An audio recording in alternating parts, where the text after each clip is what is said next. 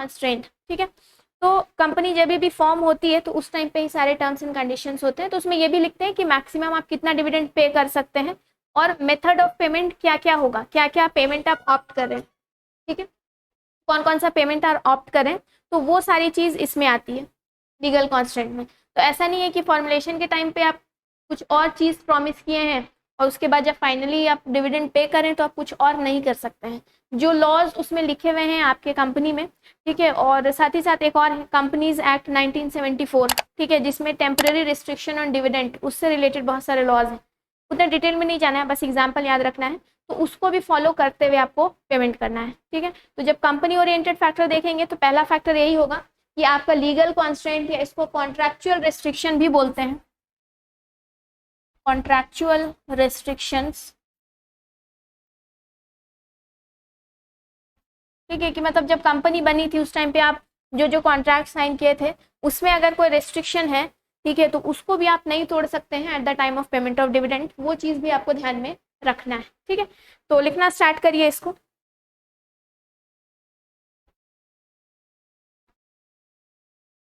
A dividend policy has to be framed out. A dividend policy has to be framed out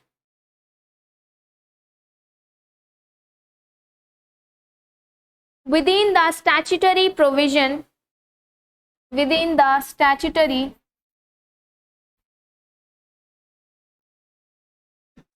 मतलब कोई भी चीज जो law से बाइंडिंग है, that is called statutory. Within the statutory provision relating to dividends, relating to dividends, full stop. Such legal provisions, such legal provisions may be related to, may be related to divisible profit, divisible profit, comma, highest and lowest limits of dividend, highest and lowest limits of dividends, comma, methods of payment, etc.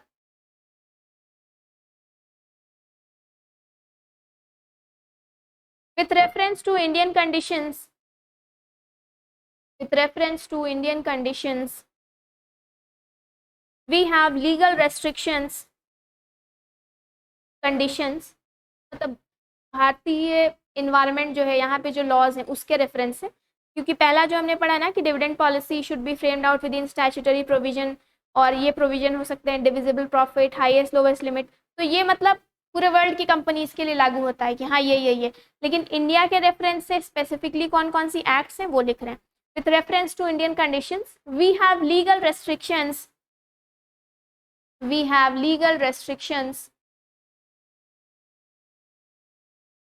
provided in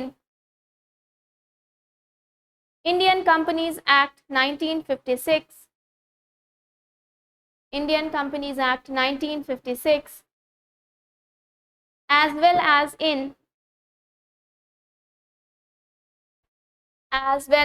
in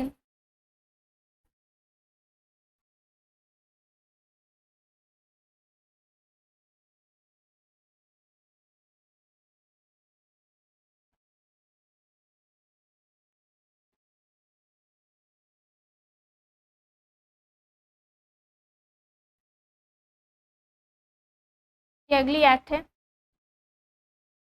as well as in Companies Temporary Restrictions on Dividend Act 1974,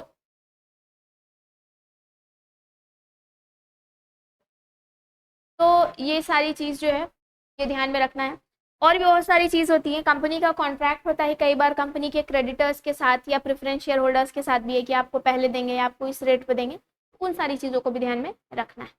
next point है, next point, point number 2, liquidity, liquidity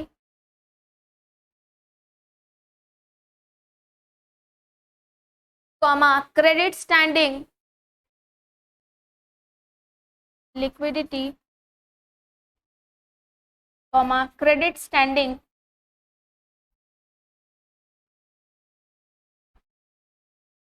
and working capital requirements.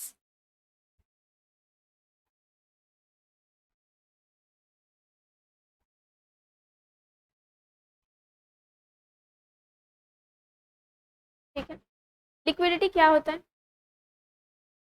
किसी भी asset को अगर हम बोलते हैं कि ये बहुत लिक्विड एसेट है, उसका मतलब क्या होता है?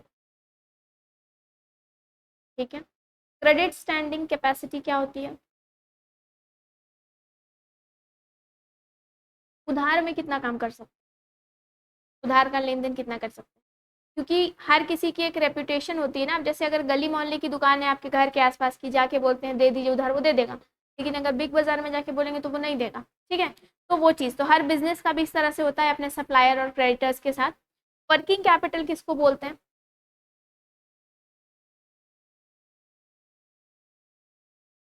क्या फॉर्मूला होता है कैलकुलेट करने का? Current liabilities. ठीक है, तो वो वर्किंग कैपिटल। तो ये कहने का मतलब है कैश पोजीशन। इन तीनों में कॉमन एक चीज़ है कि आपके पास हाथ में कितना कैश है, वो भी फैक्टर आपको कंसिडर करना है, चाहे वो लिक्विडिटी हो, चाहे वो क्रेडिट स्टैंडिंग हो, या फिर वर्किंग कैपिटल रिक्वायरमेंट हो। ठीक है, तो ऑब्वियसली अगर कुछ ऐसे बिजनेस होता है ना कि जिनका जो जेस्टेशन पीरियड होता है, जेस्टेशन पीरियड मतलब इनपुट और आउटपुट के बीच का टाइम। ठीक है, कि मतलब कितना टाइम लग रहा है। जैसे कल हम बोले थे कि ये पेन अगर हम बोल रहे हैं तो हम जब रॉ मटेरियल हम ला रहे हैं वो, और उसके बाद फाइनली जब पेन बना के मार्केट के में बेच रहे हैं, तो ये कितना होता है, जिसको ऑपरेटिंग साइकिल भी बोलते हैं या जेस्टेशन पीरियड। अब इमेजिन करिए कि किसी बिजनेस का जेस्टेशन पीरियड है 1 साल, मतलब उसको सामान बना के मार्केट में बेच के पैसा मिलने में 1 साल लगता है पूरा। तो यानी उसका ये जो टाइम है ना, ये बहुत लंबा है। तो वैसे बिजनेस को वर्किंग कैपिटल बहुत ज़्यादा चाहिए, क्योंकि इस बीच उसका और कोई सोर्स ऑफ इनकम नहीं है। माल तो बिकेगा 12 महीने के बाद। ठीक है, तो ऑब्वियसली उसको वर्किंग कैपिटल अपना ज़्यादा रखना पड़ेगा।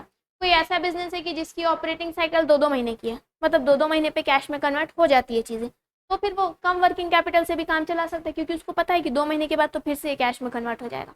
तो वो चीज़ भी ध्यान में रखना है। तो ऑब्वियसली अगर आपका बिजनेस इस तरह का है कि वर्किंग कैपिटल रिक्वायरमेंट बहुत ज़्यादा है, तो आप फिर ज़्यादा डिविडेंड पे करना कहीं ना कहीं अफोर्ड नहीं कर सकते हैं, क्योंकि अगर आप सारा पैसा डिविडेंड में पे कर देंगे, फिर आपकी लिक्विडिटी पोजीशन या क्रेडिट स्टैंडिंग वो चीज़ सही नहीं होगी। ठीक है, लिख लीजिए इसमें payment of dividend, payment of dividend reduces the working capital availability,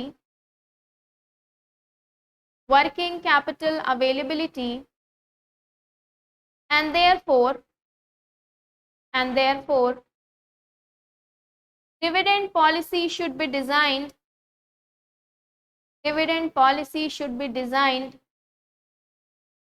after taking into account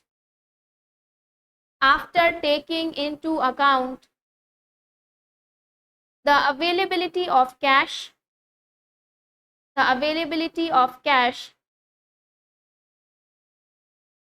as well as the impact of dividend payment, the availability of cash as well as the impact of dividend payments on the working capital.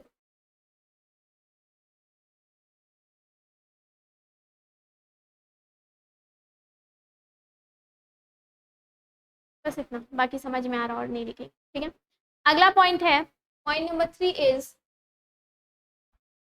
Need for expansion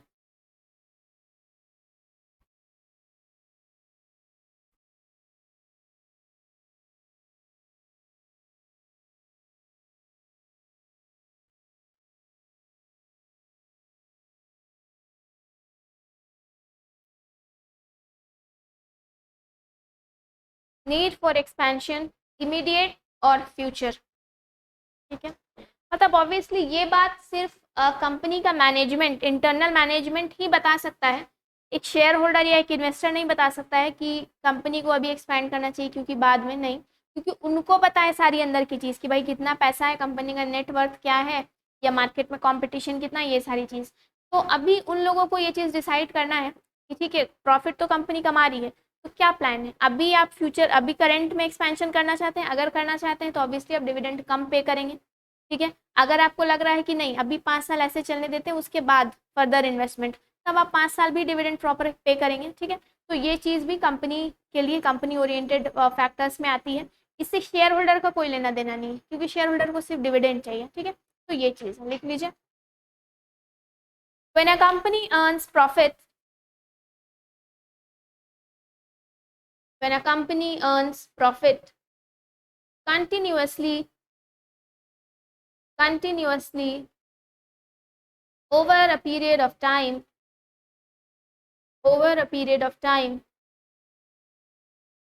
it thinks about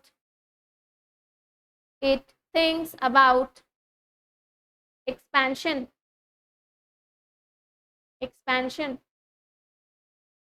full stop. Such an expansion program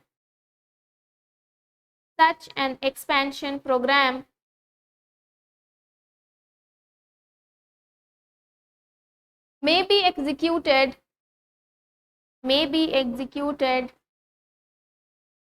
either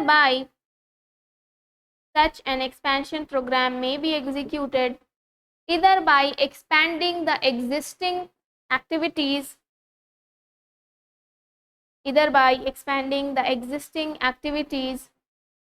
or by introducing new activities.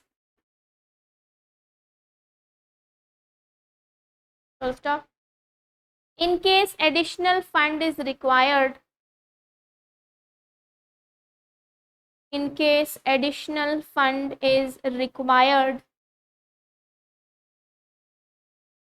can be obtained from different sources.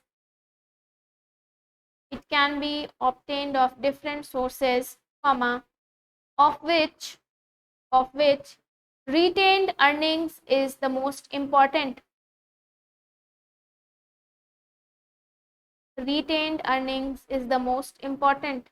Full stop. So company will have a tendency to pay less dividends.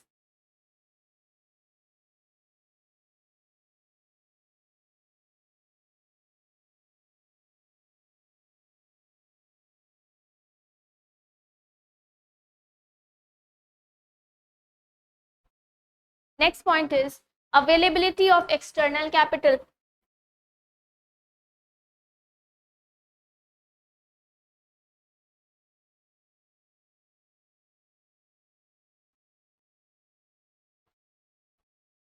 Availability of external capital, ठीक है। अगर कोई company अपने reputation, अपने goodwill के बारे में या इतनी श्योर है कि उसको लगता है कि अगर हमको फ्यूचर में पैसा चाहिए होगा तो हमको रिटेन रहने की ज़रूरत नहीं पड़ेगी, हमको बाजार से लोन मिल जाएगा या हमको बैंक से लोन मिल जाएगा, ठीक है, तब वो कंपनी डिविडेंड पॉलिसी में लिबरल हो सकती है, मतलब वो डिविडेंड ज़्यादा पे कर सकती है, क्योंकि रिटेन अर्निंग उसको उतना मेंटेन नहीं करना है, अगर वो श्योर है तो, ठीक है। तो अगर श्योर नहीं है, आपको पता है कि नहीं मेरी तो अभी तो एक स्टार्टअप है, हमको तो कोई लोन देने वाला नहीं है, तो फिर ऑब्वियसली उसकी जो डिविडेंड पॉलिसी है वो थोड़ी सी रिजिड होगी, यानी डिविडेंड का अमाउंट कम, ठीक है, लिख लीजिए।